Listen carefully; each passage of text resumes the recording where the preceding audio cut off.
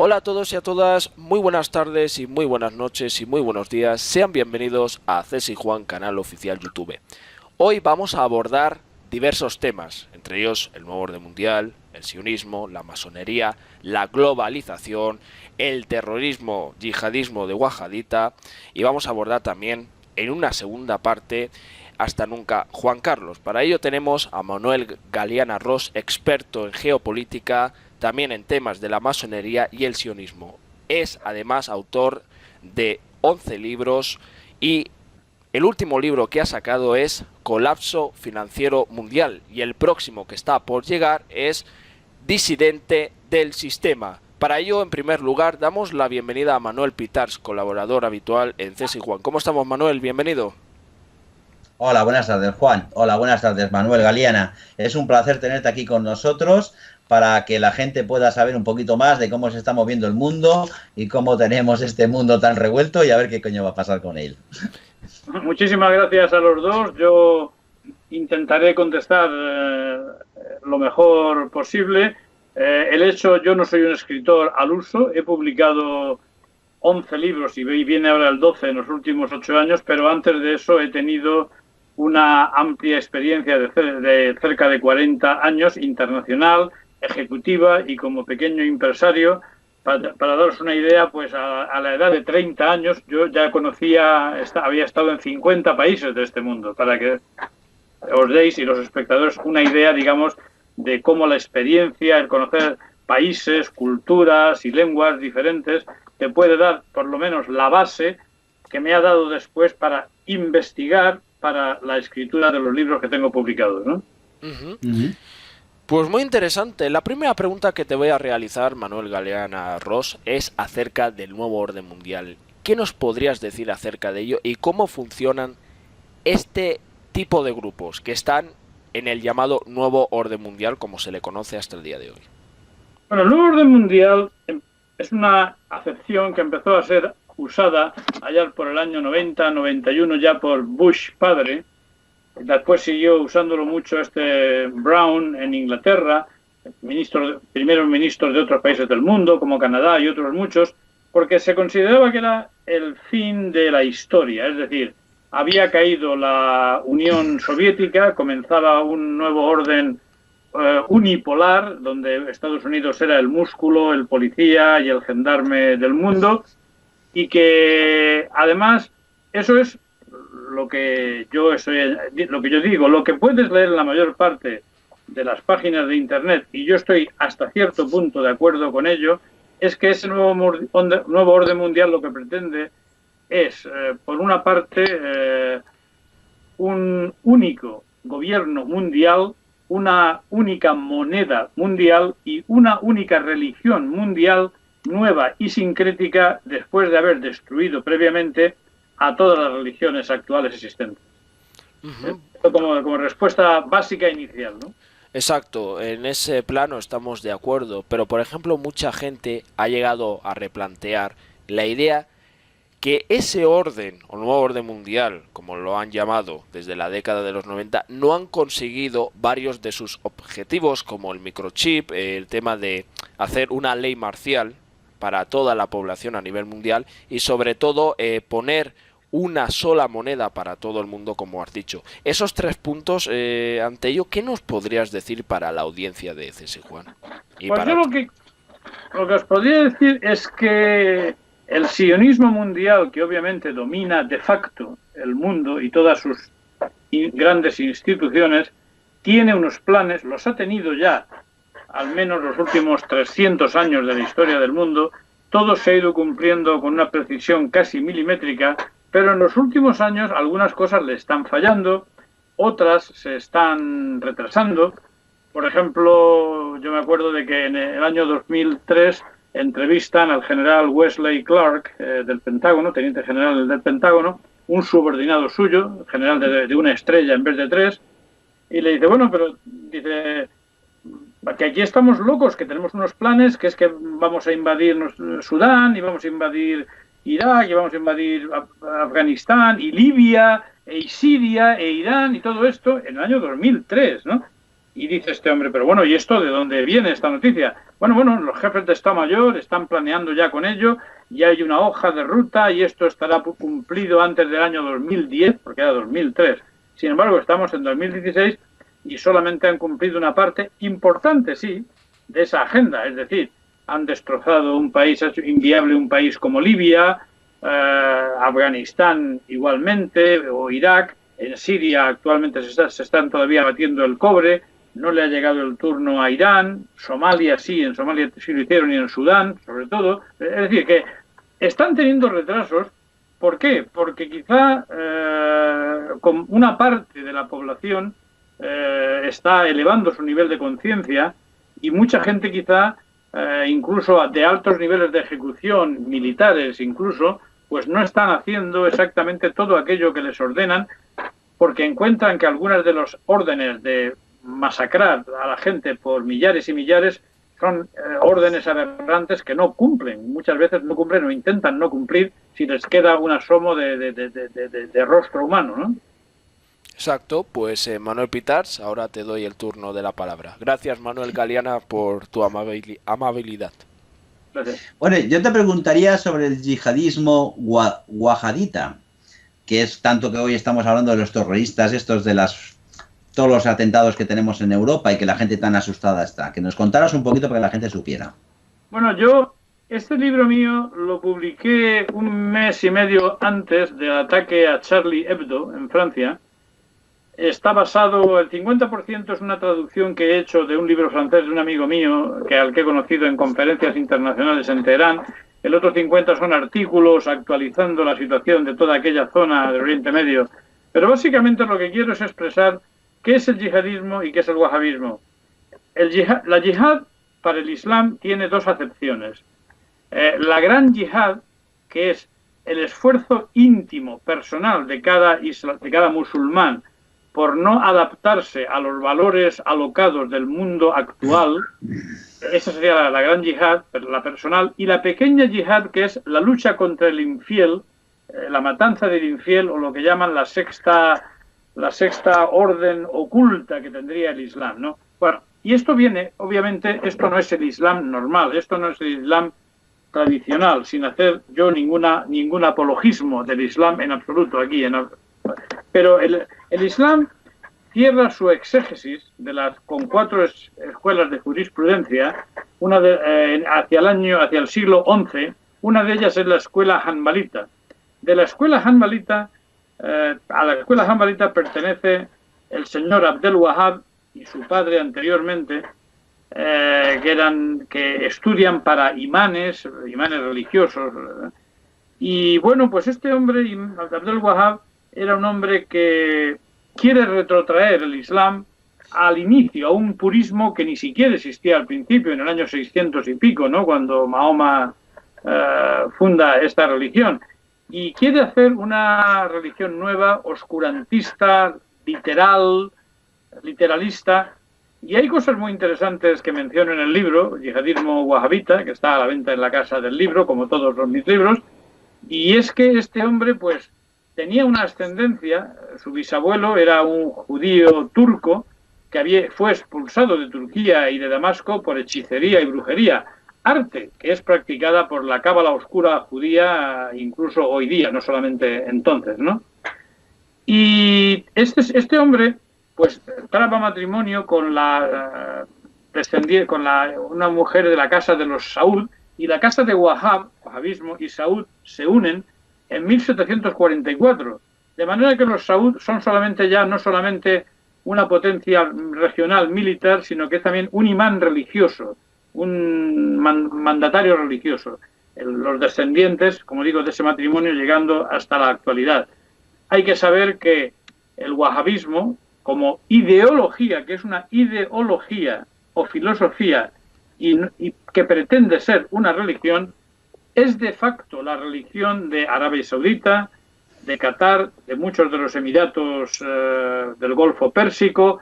Incluso un país como Turquía tiene todos los principios wahabitas en sus escuelas de una forma práctica desde los años 80. Esto, en pocas palabras, sería la contestación a tu pregunta sobre el wahabismo. O sea que entonces toda esta financiación llega más o menos de estos países, a estos terroristas tan fanáticos. Bueno, sí, exactamente. Todo lo que empieza ya hace mucho tiempo. Te estoy hablando ya de la primera guerra en Europa desde el fin de la Segunda Guerra Mundial, es decir, la partición de Yugoslavia por intereses espúreos y bastardos, ¿no? Lo que tiene como finalidad, entre otras cosas, es destruir una nación, separarla en varias partes y el constituir el primer Estado islámico dentro de Europa, que es el Estado de Kosovo, que es un Estado que ha sido y sigue estando regido por criminales, por mafias tratantes de drogas y de tráfico de armamento, que es lo que siguen haciendo en la actualidad. Pero después también tiene que ver con los sucesos de Argelia del año 91, posteriormente ya tiene que ver, después nos vamos al 2001, al ataque de falsa bandera que tiene lugar en Nueva York, ¿no? En el cual pues son gente de Arabia Saudita que son wahabitas, donde 19 personas, cual héroes, ponen en jaque a una nación con los mejores sistemas de defensa del mundo, que no entran en funcionamiento ante ellos, y como consecuencia de eso se produce una hoja de ruta que ya estaba planeada por las élites, por ese poder sin rostro del mundo, que era empezar esta serie de actuaciones en Pakistán, porque esconden a un señor que se llama Osama Bin Laden, que es enemigo de ellos. Osama Bin Laden fue una creación de la CIA. Osama Bin Laden es creado junto con Al Qaeda en los años 80, cuando la URSS ocupaba Afganistán, y se forma Al Qaeda. Al Qaeda significa la base, pero no la base militar, sino la base algorítmica de datos de militantes fanáticos, sobre todo wahabitas, ¿no? Eso es lo que se puede decir para no caer en la trampa. Aparte de que, de pasada, os diré que Osama Bin Laden no muere hace poco tiempo en Pakistán mediante comandos, sino que Osama Bin Laden muere en las montañas de Afganistán, y muere porque el hombre tenía una enfermedad hepática, necesitaba diálisis a diario y no podía conseguírsela, y murió ya a finales del año 2001, el mismo año de lo de la... Esto yo se lo he oído decir en un programa televisivo en directo a Benazir Bhutto, que fue presidenta de Pakistán, decírselo al entrevistador americano, que ni siquiera toma nota de lo que está diciendo esta mujer. Esta mujer, como consecuencia de eso y de algunas otras cosas, de esta declaración y otras, 3 o 4 semanas después muere junto con 130, 140 personas cuando estaba haciendo propaganda para ser presidenta de nuevo de Pakistán, ¿no? Sí, al respecto, sí. Perdona, Manuel. Sí, porque se me ha ido un poco el hilo, pero pregunta. No pasa nada. No pasa nada, no. Es muy interesante lo que dices, porque el tema de Osama Bin Laden, he tenido la oportunidad de oír diferentes historias. Primero, que este señor, como has dicho, y es así, totalmente cierto, la CIA refunda lo que es el terrorismo wahhabita en los países de Oriente Medio. Y luego, además, Bin Laden fue reclutado primero por el origen es Al Qaeda en Afganistán. En Afganistán, bueno, pero luego se fue alargando por diferentes lugares. Sí, Afganistán, claro. Pakistán, obviamente. Sí, entonces Osama Bin Laden, lo que se dice a malas lenguas es que fue reclutado primero por el servicio secreto árabe, y luego la CIA le dio todo el material para que él pudiese combatir contra la URSS. Luego, además, últimamente ha saltado una noticia que dice así: Edward Snowden asegura que Osama Bin Laden está en las Bahamas, o sea, que no ha muerto. ¿Qué me puedes decir ante ello? ¿Tú crees que es cierto? A mí me merece más credibilidad que Snowden la expresidenta de Pakistán, Benazir Bhutto, que tenía toda la información de los servicios secretos pakistaníes, que es una gran nación en número de habitantes y en inteligencia, y que además de decir esto, coincide que la matan 3 semanas después, ¿no? Pues Me merece más credibilidad que Snowden, perdóname. no pasa Snowden nada. acertará en muchas cosas, en este caso discrepo Yo elegantemente de lo que dice Snowden, ¿no? Yo también Y discrepo. Perdona, Manuel, Peters, un momento. sí, Quería decirte, Manuel, Galeana, ante ello, yo también discrepo lo que dice Snowden, pero bueno, lo que me llama la atención es lo siguiente, ¿no? Cuando Osama Bin Laden, dicen, en el año 2011, si mal no recuerdo, aparece supuestamente muerto en Pakistán, no olvidemos que Obama había perdido popularidad entre los estadounidenses y necesitaba organizar una operación de falsa bandera. No olvidemos quienes estuvieron presentes en esa famosa foto. Hubo una señora que era una torturadora, que para mí era rusa, y se hablaba que ella había estado en la guerra de Kosovo, o sea, en la guerra de Bosnia, en la de Kosovo, entre otras cosas. ¿Qué me puedes decir ante este tema que hemos mencionado? Me parece que te refieres a una señora que que no es alta, es baja de estatura, va Sí. vestida de soldado y está haciendo toda clase de operaciones y arrastrando a algunos prisioneros. Que era rusa, no era rusa, eso no lo he oído porque teóricamente era de las Fuerzas Armadas norteamericanas, no podría confirmar el dato de que era rusa. Yo me refiero a una espía que tenía la CIA, o sea, la que tú has mencionado me parece que era de Guantánamo, o sea, si mal no recuerdo era la chica que sujetaba a todos los presos. Sí, No sí. era esa, yo decía No, otra. no era esa, no era esa. Bueno, en fin, no pasa nada, doy paso a Manuel Pitars, adelante Manuel. continuar un poquito con todos los libros que él ha escrito y con toda la información que llega a tener Manuel, un poquito sobre el sionismo, la masonería, ¿qué nos puedes contar? Uy, podría hablar horas y obviamente no tenemos horas. Bueno, nos haces un pequeño resumen porque además tenemos muchísimas más preguntas para Sí. ti, pero bueno. ¿Qué es el sionismo? El sionismo para mí tiene dos versiones. Y el sionismo no es solamente el movimiento que forma Theodor Herzl en 1895 para recuperar una teórica patria judía o hogar nacional judío. El sionismo para mí hoy día está representado por un Estado, a nivel político es el Estado de Israel, que es un Estado endogámico, teocrático, basado sobre la legalidad de unas masónicas Naciones Unidas y que desposee a una gente legalmente poseedora de su tierra, de sus territorios, y que además los masacra de forma con atentados, mediante una guerra. Es decir, eso es el sionismo político, lo que estamos viviendo, el que sigue hoy día masacrando a palestinos por el hecho de llevar un cuchillo encima. Bueno, esto de los cuchillos parece que quieren usarlo también de una manera, pero en fin, es que matan a niños y niñas y personas sin ninguna justificación real, ¿no? Entonces, yo personalmente estoy muy en contra de ese sionismo del Estado de Israel. Y el otro sionismo es complementario, y ese sionismo es lo que realmente representa lo que mucha gente llama el poder sin rostro de este mundo. Es decir, las grandes corporaciones bancarias, estamos hablando de las corporaciones bancarias Rothschild, Schiff, Warburg, en fin, sobre todo las 12 familias judías de bancas privadas que forman la Reserva Federal Americana en el año 1913. Claro, ¿qué pasa? Que al mover toda esa cantidad de dinero, ser capaz de hacer lo que hace un banco, normalmente que es crear dinero de la nada, pues controlas también accionarialmente a una serie de compañías. Se dice que hay, en uno de mis libros lo digo, en La derrota de la globalización, se dice que existen 147 compañías. Sí. Y eso una compañía suiza especializada en algoritmos lo hizo cruzando los datos del 1,000,000 de las mayores corporaciones mundiales para llegar a centrar el que 147 compañías del mundo dominan de una manera o de otra, con mayores o menores porcentajes, el 1,000,000 de mayores corporaciones transnacionales del mundo. Exacto. Claro, con todo ese dinero enorme a través de compañías, corporaciones, bancos, pues se puede comprar y se puede manipular a cualquier partido político del mundo democrático que te puedas imaginar y a sus dirigentes. también se puede controlar, y de hecho controlan a la mayor parte de los medios de comunicación principales.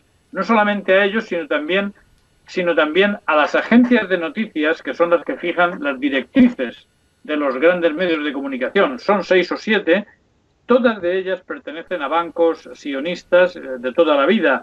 Por ejemplo, para daros un dato específico, una de las agencias, Reuters, una de las principales agencias de noticias, Reuters, sí. ya en 1895 pertenecía a la familia bancaria de los Rothschild. Y las demás, pues digo, o directamente de familias bancarias o grandes corporaciones, ¿no? Y marcan los medios de comunicación, las líneas de medios de comunicación, ¿no? Entonces, esto es para mí lo que es el sionismo, lo que manda de hecho, de facto en el mundo, lo que controla y lava las mentes de todas las personas, ¿no? ¿Y qué es la masonería? Pues la masonería es algo creado. La masonería es el noble oficio antiguo de los constructores de catedrales y edificios públicos, cortadores de piedra. Masonería, la gente no sabe de dónde viene, pero maçon en francés es albañil, y mason en inglés es también albañil. Es la vieja albañilería o cortadores de piedra, ¿no? Y constructores, es lo que es, ¿no? Lo que pasa es que la vieja masonería, con noble oficio, se transforma en masonería simbólica o especulativa, y empieza a ser dirigida por una clase dirigente judía desde finales del siglo XVII, primeros del siglo XVIII, y me parece que te lo comentaba a ti hace unos días hablando, sí. Juan, tú eres holandés, pues los que cooptan esta masonería inicialmente lo hacen en el no era entonces el Reino Unido, en Inglaterra, y son principalmente familias judías que venían de tu país, de Holanda, banqueros holandeses, sí, judíos, que a su vez eran originalmente judíos sefarditas expulsados de España. Es decir, son judíos sefarditas españoles los que forman el nuevo tipo de masonería en Inglaterra vía Rotterdam, Amberes, de donde ellos eran banqueros, ¿no? Y esta gente es la que controla todo, las líneas de impresión, las líneas de edición. ¿Y por qué? Porque tienen el poder de crear la moneda y la masa monetaria según ellos creen conveniente. Exacto. Ante ello, sobre el tema del sionismo, sobre los que has mencionado, de ese poder sin rostro, porque se habla de esas 13 familias, en el cual creo que hay más de 13 familias que tendrían que estar puestas en esas listas, ¿no? No olvidemos que esos linajes, conocidos como los Bloodlines, son los que han controlado en parte desde todos los tiempos la humanidad. Aparte que Israel, no olvidemos, la bandera de Israel tiene las 5 puntas. O sea, esa bandera en concreto está manipulada. O sea, y no quiero ofender a los ciudadanos de Israel porque ellos no tienen la culpa, sino son sus políticos y sus gobernantes que están vendidos a la cúpula estadounidense. En eso... La bandera azul de 5 puntas de Israel es la misma bandera, la misma estrella, solamente que roja, que el de la familia Rothschild, que significa en inglés es Red Shield o escudo rojo.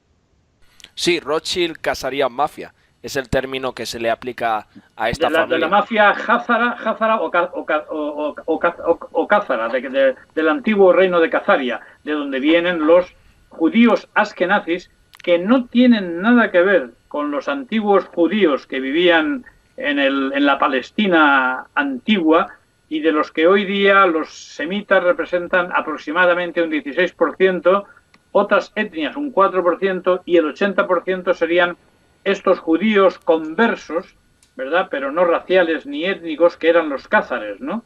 Exacto. Los cázaros, ¿no? De hecho, pues yo siempre digo que un ejemplo de judío askenazi feo es Henry Kissinger, y que un ejemplo de judío askenazi guapo era Paul Newman, por ejemplo, que era judío también, ¿no? Exacto, no olvidemos que Kissinger es un personaje, además de lo más oscuro y de lo más tenebroso que uno puede decir, que esté ahí arriba, está por quien está. No olvidemos que él se llama Heinz Alfred Kissinger, que es de origen alemán y no estadounidense. Se hizo alemán, no, se hizo estadounidense después. Rectifico. Era judío askenazi de origen alemán, como son la mayor parte de los askenazis, que después aterrizaron en Estados Unidos, y también muchos de ellos emigrados porque el reino de Khazaria era sobre todo el Cáucaso Norte, Georgia Norte, parte de Kazajstán, parte de Ucrania, era un reino grande. De ahí emigraron muchos hacia Polonia, Alemania, pero otros muchos emigraron hacia el norte, hacia Rusia.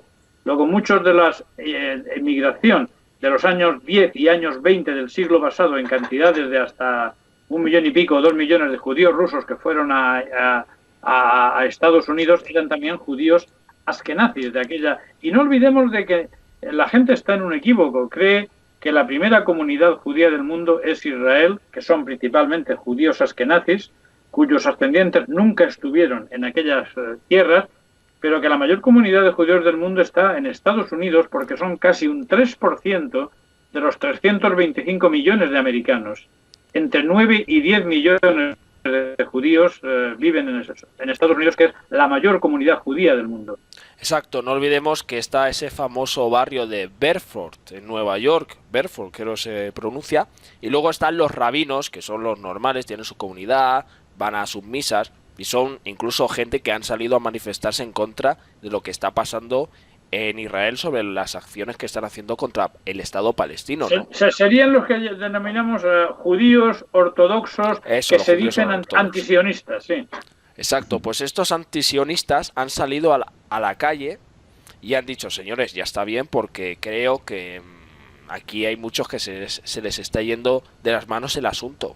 Por eso, mientras el mundo esté tan cabalístico, tan ritualístico y tan oscuro, me refiero en este aspecto. Y cuando hablamos oscuro, hablamos de oscuridad, realmente todo depende de si la persona con la que estamos hablando, no sé si Manuel Pitarch es una persona que cree en la trascendencia o no cree en la trascendencia. Sí, tanto que crea en la trascendencia.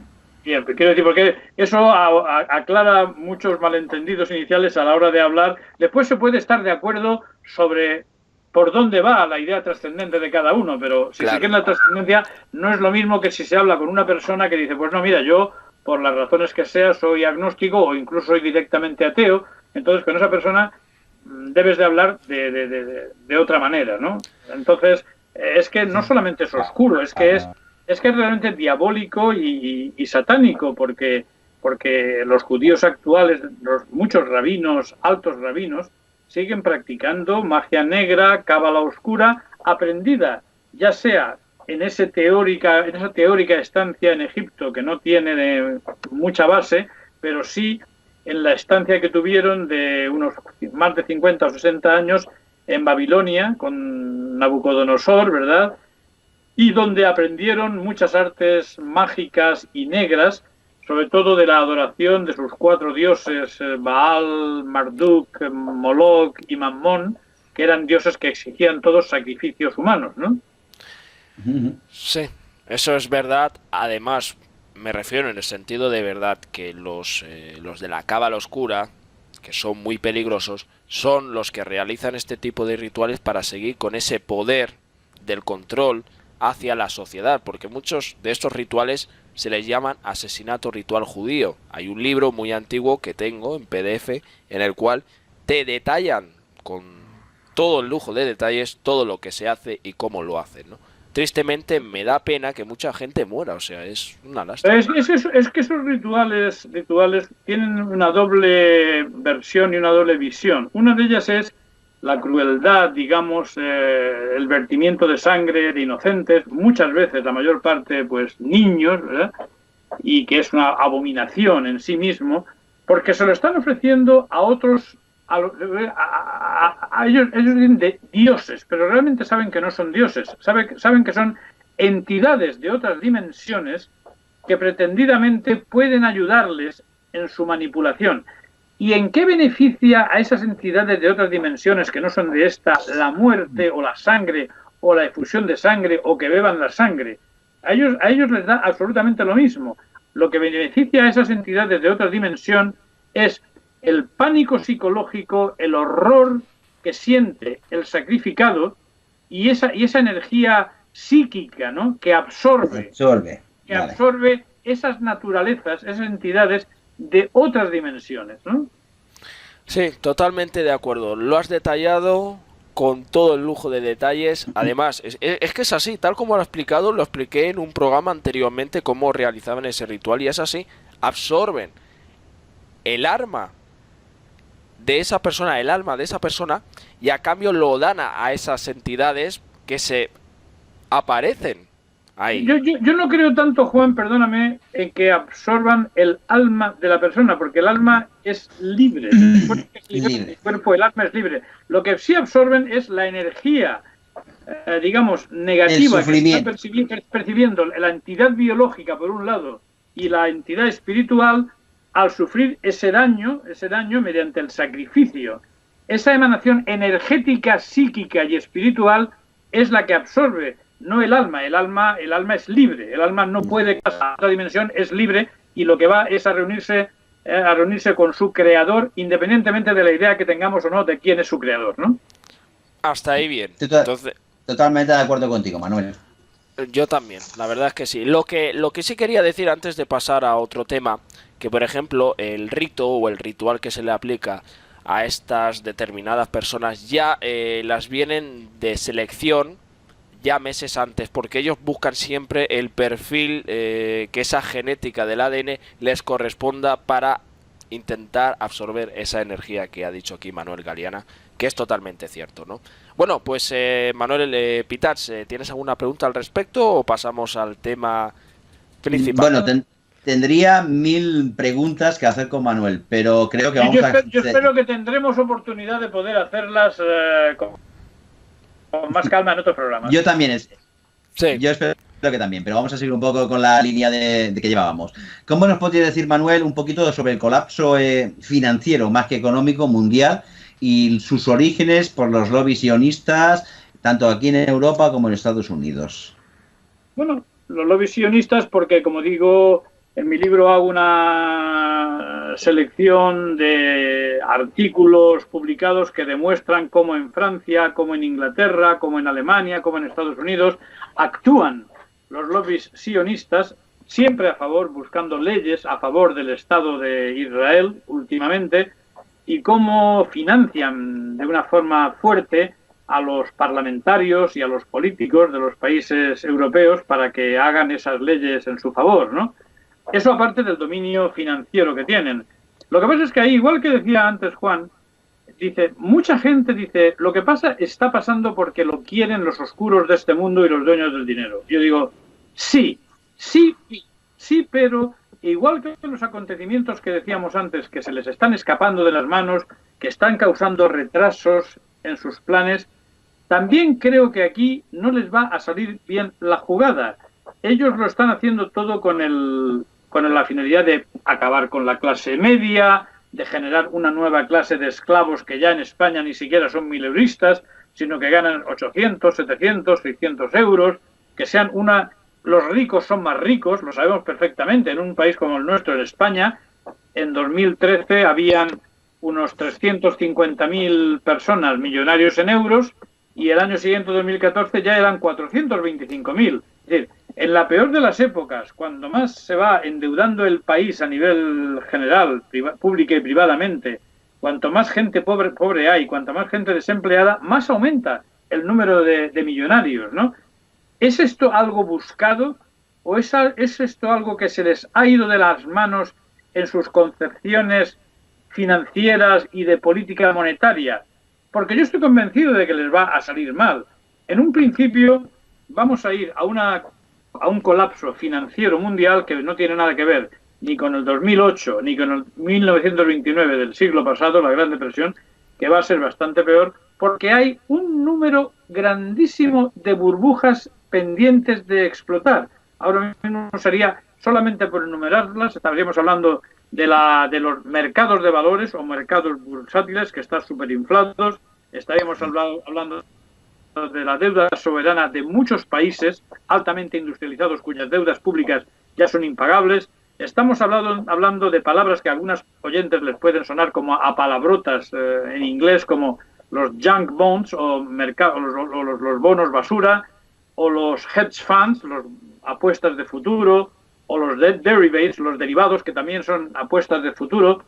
Para daros una idea, concentrar y daros una idea, os diré, y para espectador que dirá esto, os diré lo siguiente para que lo entienda. Existe una masa monetaria de activos financieros, no solamente de papel, moneda, sino de activos financieros, que si fuera repartida hoy día entre los aproximadamente 7.500 millones de personas de este planeta, tocaríamos cada uno a 40.000 euros. Como sabemos que hay cientos de millones y miles de millones de personas que no tienen ni 40.000, ni 30.000, ni 1.000 euros, quiere decir que la riqueza está muy globalizada por arriba, ¿no? Pero si por el contrario, si lo que repartieran fuera entre las mismas personas la cantidad de oro físico disponible, que no ha sido minado todavía, es decir, tanto en lingotes como en joyas, solamente tocaríamos a $800 por persona.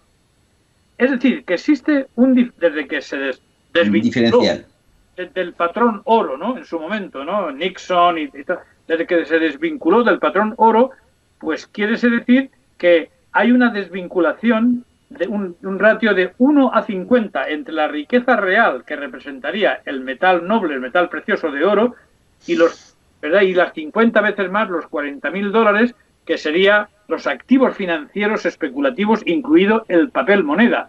Y esto, más bien temprano que tarde, va a tener que tener un arreglo. Y una o varias burbujas, incluidas burbujas financieras que todavía no han sido. Aquí en España pasamos la nuestra, quiero decir, la inmobiliaria. Pero poca gente sabe que en Brasil tienen un problema mucho más grande pendiente, o que en un país como China tienen un stock de 60 millones de pisos construidos sin vender, por ejemplo. Y esa burbuja tiene que explotar también, aparte de que China, que es la fábrica del mundo, pues no tiene suficientes clientes a quien vender, y por lo tanto sus países suministradores, lo que suministran el cobre, los metales, las materias primas, también están sufriendo enormemente. Estas son, en pocas palabras, las bases para el colapso financiero mundial, del cual yo personalmente, y esto sí es una apuesta personal de tiempos, en la cual puedo incluso equivocarme, creo que los primeros estornudos de esa enfermedad los veremos en el segundo semestre de este año en que estamos, y que la neumonía, mortal incluso en muchos casos, la viviremos entre los años 2017 y 2018. Muy interesante. Pues, sí. Quería hacerle una pregunta a Manuel Galeana, es que es impresionante las cosas que sabe, es un maestro, ¿no? Yo le llamo el maestro del conocimiento, pero lo digo porque sabe mucho y lleva muchísimo tiempo en estos temas. Quería preguntarte... Mucho tiempo investigando, 8 años, pero mucho tiempo más viviéndolo por el mundo delante, otros 40 años, ¿no? De eso se obtiene la experiencia, viajando por el mundo, viendo diferentes paisajes, diferentes culturas, diferentes personas, porque no solo está Europa, sino está Asia, Oceanía, el Oriente Medio, luego está Estados Unidos, luego está... es que hay muchos, China también. Bueno, voy al grano. Quería preguntarte acerca de Nesara. Nesara, no sé si sabrás lo que es exactamente, si estás puesto He al oído día. la expresión, sobre todo en la página de un conocido mío que se llama Rafael Palacios, Rafa Pal, ¿no? Y eso sí que incluso a mí, que alguna vez se me ha llamado conspiranoico, aunque yo lo baso todo en argumentos en mis libros, entiendo un poco menos. Nesara no tiene nada que ver con Nibiru, ¿no? Que se parece también, ¿no? Sí. O Nesara es una operación de tipo financiero planificada. ¿Cómo es? Vamos a ver, Nibiru es un planeta y Nesara es un tema ya de la década de los 90 de un grupo de granjeros que querían imponer esa ley para que Estados Unidos estuviese libre de la banca federal, de ese capitalismo, de las grandes multinacionales. Y entonces, pues Nesara quiere cambiar el planeta. Entonces, por suerte, aquí se llamaría en Europa, si lleguese, Gesara.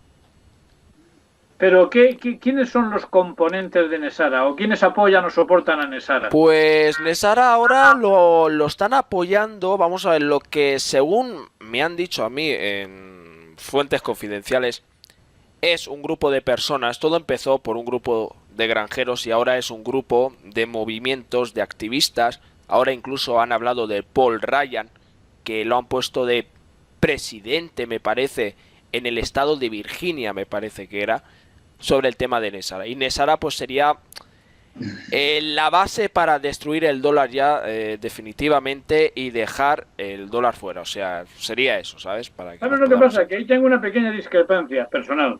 Sí, Porque la destrucción del dólar y el colapso del dólar, quien lo tienen planificado son los sionistas desde hace tiempo. No les hace falta ningún Nesara. El mismo sionismo tiene preparado el colapso del dólar, la ruina en Estados Unidos y enfrentamientos civiles en Estados Unidos. Y ese es un plan sionista. Ahí estoy en cierta discrepancia. No niego el que hayan esos colectivos que dices y que intenten destapar la verdad o luchar contra ello. Pero la verdad es que los mismos sionistas tienen planificada la destrucción interna de Estados Unidos. también, por ejemplo, para hacer más hincapié, Nesara, por ejemplo, lo que haría es quitar los impuestos, hacer un estado más libre, o sea, que todos los estados que están en Estados Unidos fuesen más libres y que no tuviesen que pagar tantos impuestos, quitar la tarjeta de crédito y hacer De hecho, el impuesto nacional, el impuesto personal sobre la renta solamente es aprobado por primera vez en Estados Unidos después de la creación de la Reserva Federal Americana. Exacto. Y también Es un hecho posterior a la Reserva Federal. Exacto, correcto. Quieren quitar también la Reserva Federal y poner pues algo más humanitario, o sea, que el mundo no sea tan capital, ¿no? Tan capitalista. Bueno, pero como capital, digamos, o algo que mueva intercambio de cosas, ¿no? Si hace falta, pues lógicamente para mí quien debería emitir la masa monetaria de un país es el tesoro de ese país, ¿no? El Ministerio de Hacienda o lo que tú digas, que sabe los requerimientos de su propio país y que puede emitir su masa monetaria, sobre todo sin interés, sin deber interés a nadie. Cuando se presta a sí mismo, no cobrarse un interés, ¿entiendes, no? Y basado en el patrón oro. Bueno, en la base del patrón oro, vamos a ello, lo digo en mi último libro, vamos a ello. Yo lo encuentro solamente lógico en cuanto a etapa intermedia, una etapa intermedia en otra posterior, porque si vamos a ello, pues mira, con Zapatero vendimos el último oro que teníamos, España no tendría, por ejemplo, dinero para respaldar nada, para respaldar ninguna moneda, porque no tenemos oro, el oro sabemos qué países lo tienen. Yo por eso creo que el oro puede ser algo intermedio, una etapa intermedia, para disolver la Reserva Federal Americana y el dinero fiat, pero que realmente para mí, personalmente, lo que definiría el valor de la moneda, vamos a decir, de intercambio de un país, aparte de que también se va a ir mucho a operaciones barter o operaciones de intercambio en la cual no haya dinero, es mi visión de ello, pues como digo, el trueque, he dicho hablar en inglés barter, que es realmente trueque, ¿no? Es lo que significa, ¿no? Pero lo que yo creo es que realmente pues la masa monetaria tiene que estar creada por cada país y que finalmente será, mira, el Producto Interior Bruto de un país, si te fijas con mucha lógica, debería estar basado en la suma de ¿qué? De los bienes y los servicios que produce. Y eso es algo medible y cuantificable. Y eso está hecho en base a la dedicación, al trabajo, al esfuerzo y al mérito de los habitantes de ese país. Y eso es lo que debería cualificar el Producto Interior Bruto y el valor de una moneda, el valor añadido que aportan los ciudadanos de un país. Y digo una cosa más, y con esto parece que estoy diciendo que la gente tiene que trabajar más y competir más. No es así.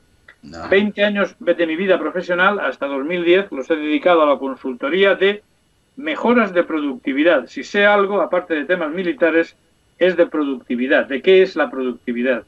Y para decirlo de una forma corta, porque no tenemos todo el tiempo del mundo y queremos tratar otros temas, os diré lo siguiente.